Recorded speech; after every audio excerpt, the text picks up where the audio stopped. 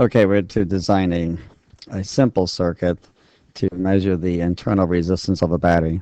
So let's describe internal resistance of a battery first. Well, theoretically, if I put a battery on there and just calculate the current, let's say across a 2 ohm resistor that's in series with the battery, we might calculate, close to 5 or 6 amps. That's possible for the battery. But maybe the battery can only produce maybe 3 amps or 1 or 2 amps. And the reason is the battery itself has resistance. But you can't take an ohm meter and measure the resistance of the battery. So one way you could do it to get a reasonable approximation is place a resistor in series with the battery and then make a couple of measurements. First of all, measure the volts that the battery is actually putting out while it's loaded, meaning while current is going through the battery. And measure the volts across the resistor that you have there. And we write our battery, we just write another resistor in series with the circuit. And of course, this is our unknown, so we'll put a question mark next to that. We don't know the resistance of this.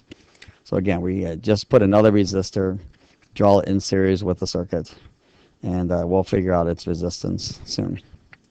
Then also have an ammeter in the circuit.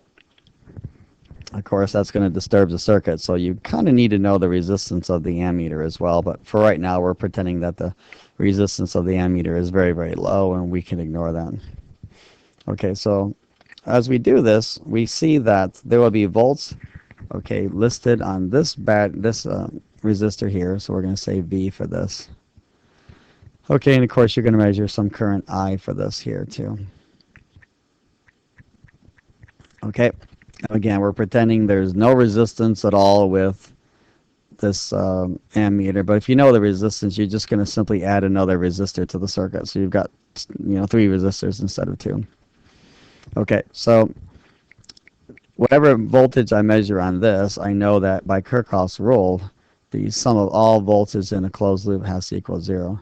So I'm going to say 12 is our input minus V, okay, and we'll know what the value is, okay, and let's call this V sub R, the voltage due to the resistance of the battery, okay, and then we'll go minus V sub R equals 0. So we're going to know the value of the voltage reading here. We're not going to know this because this is inside the battery. Okay, so then we know just based on Kirchhoff's rule what the voltage loss is going to be there now. Okay, and since current has been measured, we now know the current going through the circuit. So then I can say, well, if I want to know the internal resistance of the battery, I can say the voltage drop due to the battery's